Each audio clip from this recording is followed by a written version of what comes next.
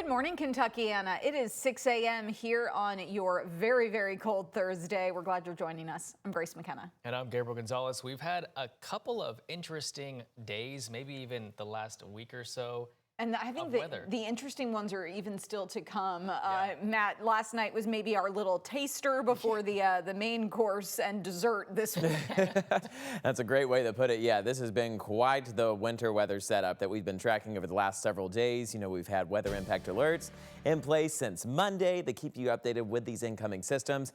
Today is our break. This is our interim period that we see decent conditions, if you don't mind cold temperatures. But we do have sunshine in the forecast today. This view of the Louisville Metro that you're seeing right now, brought to us by U of L Health and also Hughes and Coleman.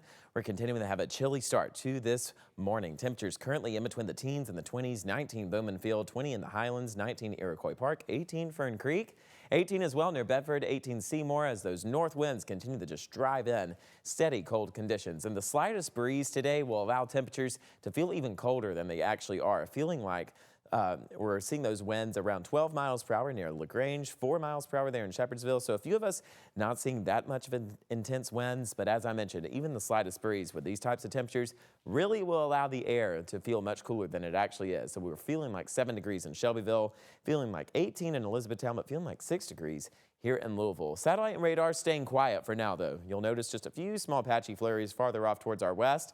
But as we head throughout our day, we are going to see more of a sunny trend developing with us. But we have this weather impact alert that will be activated for Friday and Saturday as we expect another round of snow showers.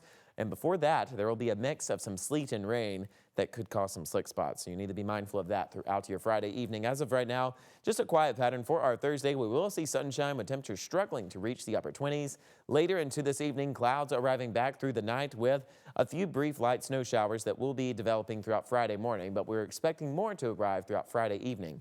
We'll have those details coming up soon. Hopping on the school bus soon, those temperatures staying in the lower 20s, and also more sunshine on your way home with temperatures maxing out into the upper 20s. Let's look at your weather details. More coming up soon. Update on traffic. Everything is moving along fine across all of our major interstates and roads into the Louisville Metro. If we have any holdups, we'll let you know. Grace, Gabe. All right, thanks, Matt. The road conditions and snow are shaking things up for some students this morning. Anderson County, Kentucky schools are going virtual, and in southern Indiana, East Washington, Salem Community, Borden, Henryville, and New Albany, Floyd County schools are all on a 2-hour delay. So that is something to know about before you hit the road this morning. JCPS is about to see massive budget cuts, $142 million of them. Yeah, and we now know which departments Superintendent Brian Yearwood is looking to scale back. The first draft of the district's budget proposes cutting $44 million from the central office, which includes eliminating 300 positions. Also, $41 million from supplemental and add-on programs by reducing bookkeepers, academic instructional coaches, and safety administrators, and $13 million from operations and transportation, which would come from stipends that are offered as incentives to get more bus drivers. Superintendent Yearwood also confirmed school closures and consolidations for King and Zachary Taylor Elementaries are still on the table. This is a very difficult time, but we have to keep the 93,000 students in mind with our decisions going forward. These are the most vulnerable students in my district, those 275 K through 5 students, and I am vigorously defending their interests right now. Zachary Taylor is in JCPS board member James Craig's district. He said he's demanded to see the transition plan for those elementary students from the district before the board votes on the budget on Tuesday. So far, he says he has not. And this morning, we are learning new details about the deadly UPS plane crash. The NTSB now says Boeing had been aware of a problem with that model of plane for at least a decade, since 2011. In a just-released report, the NTSB explained 3 major details. It says the part of the left engine that attaches it to the plane failed. The NTSB said it was noticeably worn out. A 2011 Boeing service letter acknowledged the issue, saying a similar problem was found in at least 3 other planes. At the time, Boeing didn't think it would interfere with flight safety if the planes were regularly inspected. We talked with our aviation experts, WHAS11's Reed Yaden and attorney Ladd Sanger. Both say the report points fingers at Boeing. They knew that there was a potential for this to fail. They came up with a safer alternative design. Oh, yes. Yes. Boeing was aware of the issue, hence the reason for the service bulletin that they came out for the inspection of that particular part.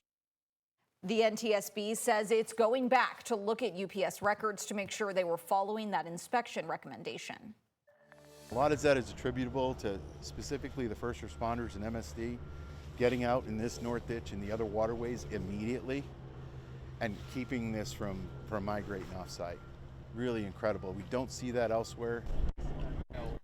And more help is on the way at the crash site. You just heard from John Gary with Clean Harbors, one company getting involved with oil cleanup.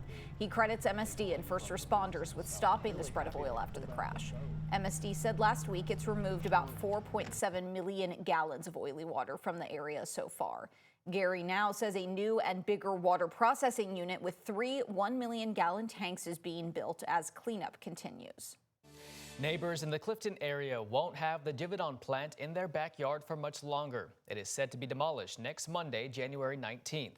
Work is scheduled from 7 in the morning until 5:30 in the evening on Monday through Thursday. If the weather delays progress, crews could also work Friday or over the weekend. The plant exploded in November of 2024, killing 2 people. Investigators found a failed pressure valve caused the blast, sending debris into the Clifton neighborhood. During the demolition process, debris will be hauled along several streets and then onto I-64. City officials say dust will be monitored along the fence line, with misting used when needed. Indiana Governor Mike Braun talked to Hoosiers last night about keeping more of your money in your pocket. His State of the State address focused on affordability as well as controversial data centers. Braun said he'd appointed a state consumer advocate who helped recommend lower utility rates.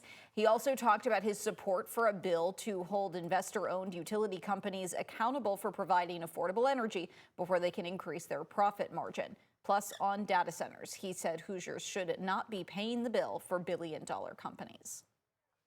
Amazon, for example, is building a $15 billion data center in Northwest Indiana. They're going to pay for every cent of that new power. They're willing to do it and then some. And Hoosiers electric rates won't go up, they'll go down. Braun closed his speech saying work will continue on making the Hoosier dollar go further and creating more opportunities in the state. Matt, coming over to you. We know it's cold outside this morning. And it will continue staying cold. We do have another weather impact alert in place for Friday and Saturday as a round of some rainy sleet mixture will arrive, then developing into snow showers as we head later on into our Friday night, lasting into the first half of our Saturday. And we get very cold from here on out. Our coldest day of the week is going to be on Sunday, with temperatures only reaching the mid-20s. We're going to continue keeping you updated with that forecast coming up here in a few short minutes.